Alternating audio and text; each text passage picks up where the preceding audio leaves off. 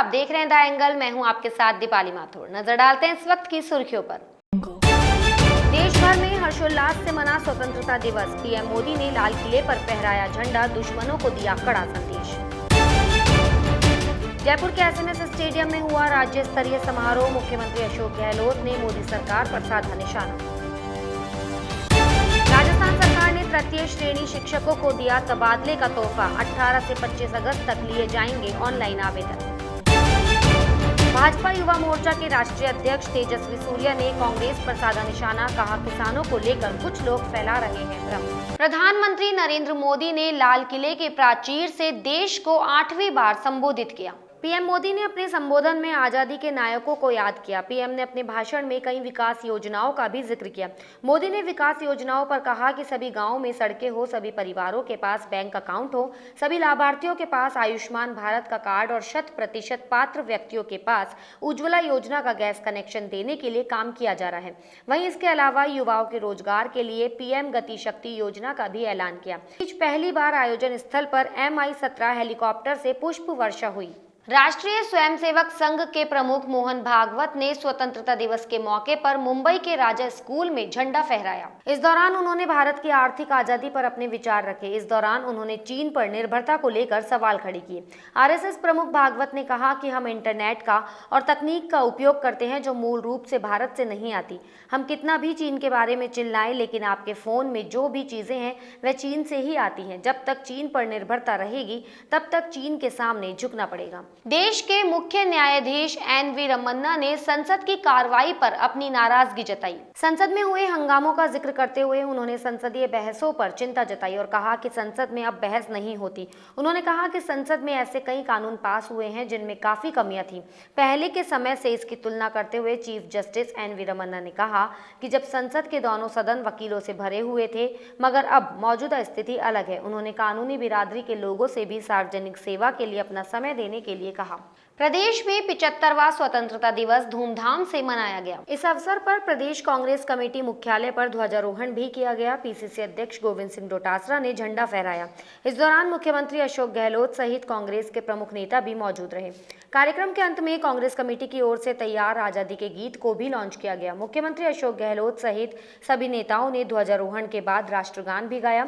इस दौरान मुख्यमंत्री अशोक गहलोत ने प्रदेशवासियों को स्वतंत्रता दिवस की बधाई दी। 75वें स्वतंत्रता दिवस पर राजधानी जयपुर में शहर कांग्रेस की ओर से बड़ी चौपड़ पर ध्वजारोहण किया गया। राष्ट्रीय पर्वों पर कांग्रेस और भाजपा दोनों ही प्रजामंडल आंदोलन के समय से चली आ रही परंपरा निभाते हुए तिरंगा फहराते हैं।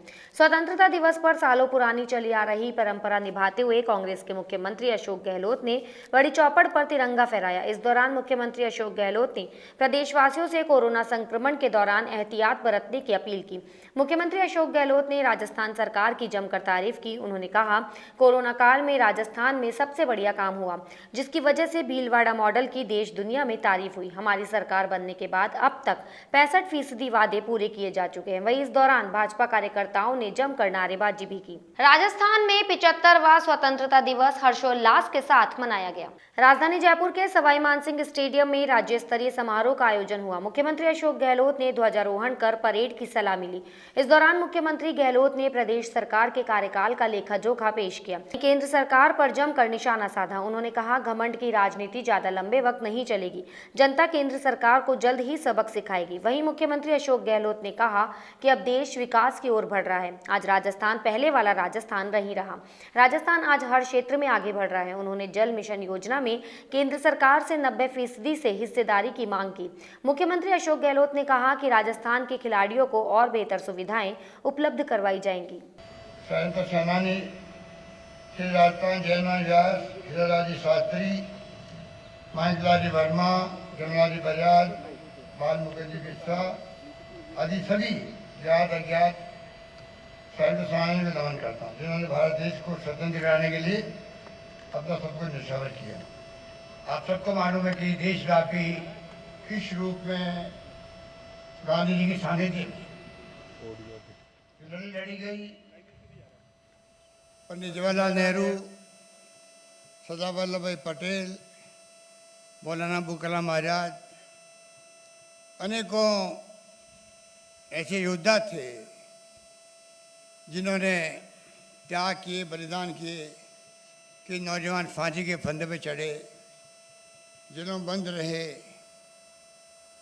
तब जाके कीमती आज़ादी मिली थी। आज़ादी का इतिहास इस देश के अंदर स्वर्णिम अक्षरों में लिखा गया। उस कीमती आज़ादी को 75वें वर्ष में प्रवेश कर रहे हैं। ऐतिहासिक क्षण है ये।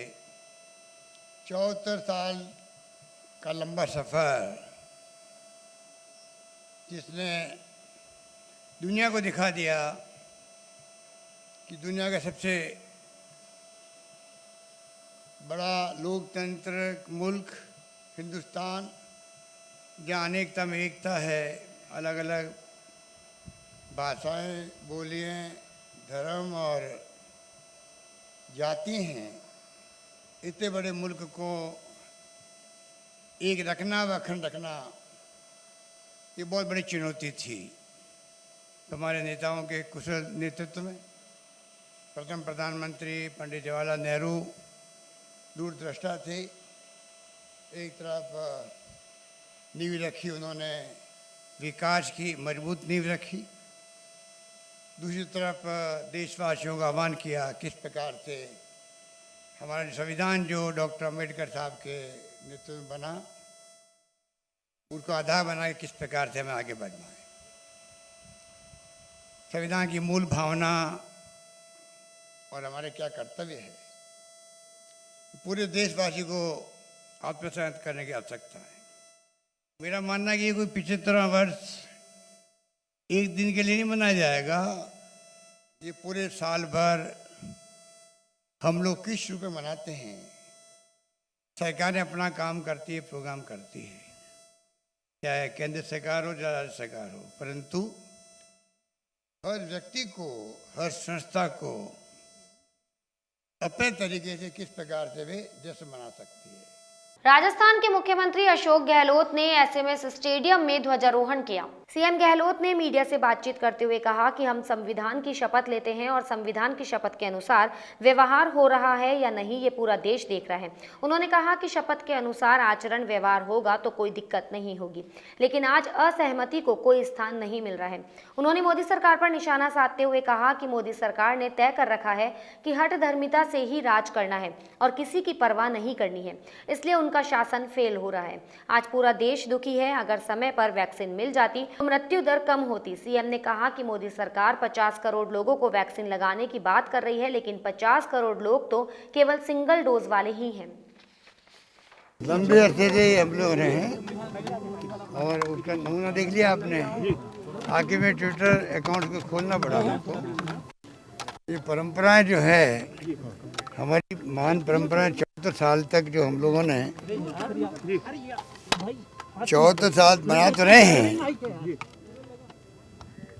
अमृत महोत्सव के रूप। उनको चाहिए कि 74 साल का इतिहास देखें, किस रूप में इन्होंने 74 साल लगातार दो प्रधानमंत्रियों की शहादत देनी पड़ी है। इंदिरा जी शहीद हो गई, खालिस्तान नहीं बनने दिया, राजीव गांधी शहीद हो गए। ये देश ऐसे ही एक बार अखंड नहीं रहा है।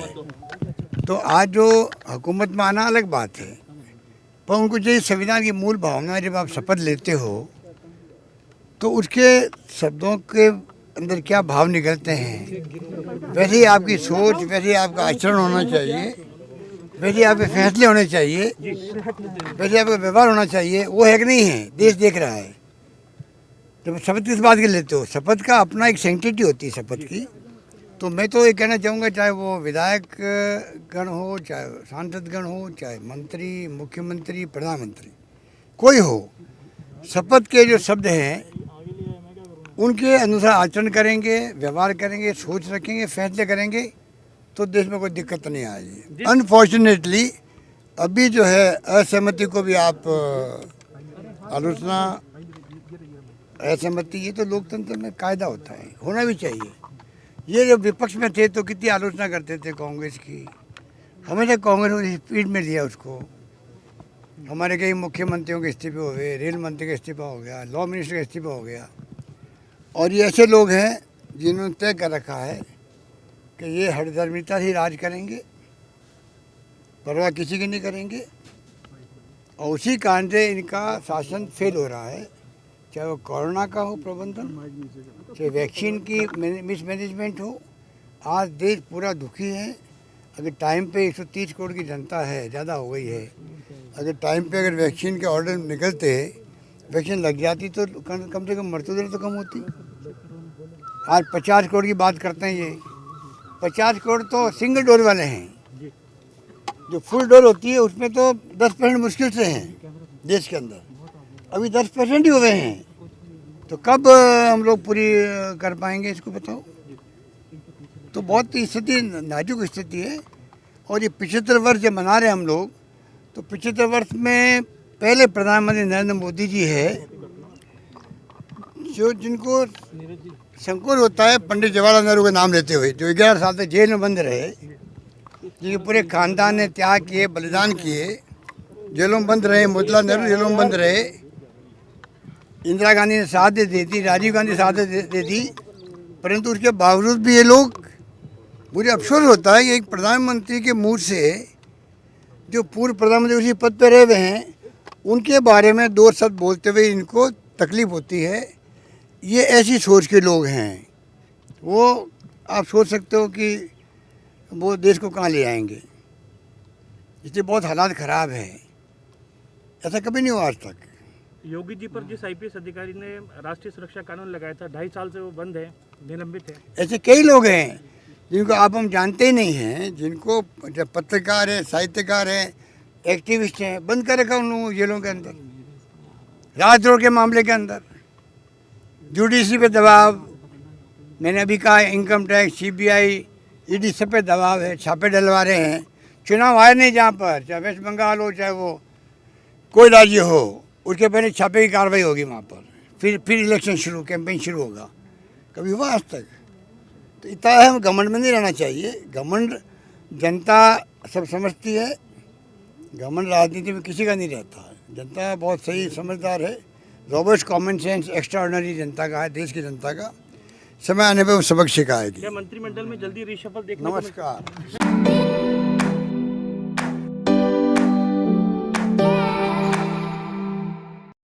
राजस्थान में 3rd ग्रेड शिक्षकों के तबादलों की मांग काफी लंबे समय से की जा रही थी। शिक्षक संगठन लगातार ये मांग उठा रहे थे। स्वाधीनता दिवस के मौके पर राज्य सरकार ने शिक्षक ग्रेड 3 के तबादले शुरू करने की घोषणा की।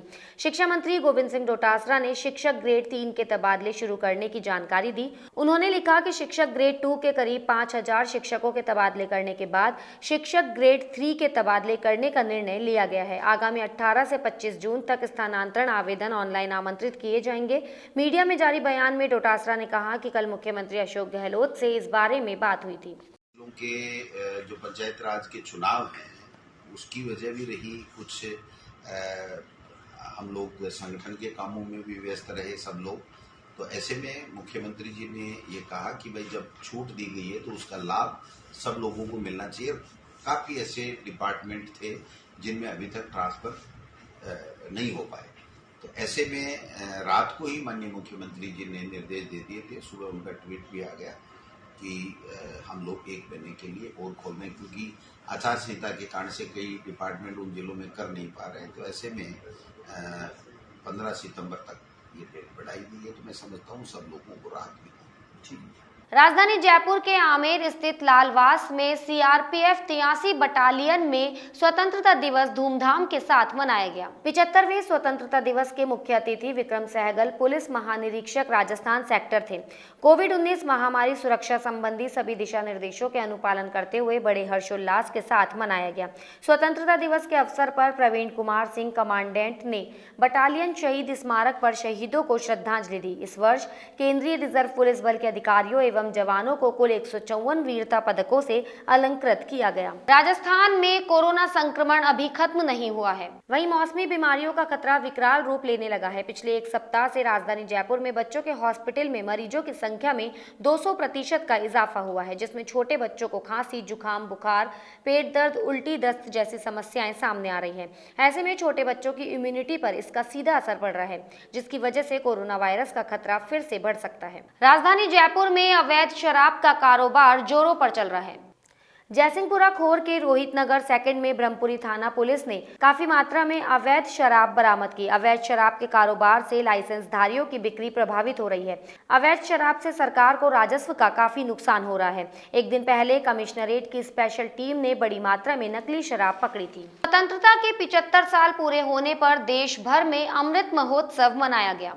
राजधानी जयपुर के जवाहर कला केंद्र के द्वारा कथक अमृत का आयोजन किया गया। जयपुर घराने के प्रसिद्ध कथक कलाकार चेतन कुमार जवड़ा ने जवाहर कला केंद्र के मंच और जवाहर कला केंद्र के फेसबुक पेज पर लाइव प्रस्तुति दी। इस प्रदर्शन में उन्होंने शुरुआत में देशभक्ति से ओत प्रोत वंदे मातरम प्रस्तुत किया। अंत में उन्होंने महात्मा गांधी के प्रिय भजन वैष्णव जन तो तेने कहिए जे पीड़ पराई जाने ना के द्वारा प्रदर्शन का समापन किया। भाजपा युवा मोर्चा के राष्ट्रीय अध्यक्ष तेजस्वी सूर्या उदयपुर के गोगुंदा में ध्वजारोहण कार्यक्रम में शामिल हुए। इस दौरान युवा मोर्चा द्वारा आयोजित साइकिल रैली में सूर्या ने साइकिल चलाकर कार्यकर्ताओं की हौसला अफजाई की।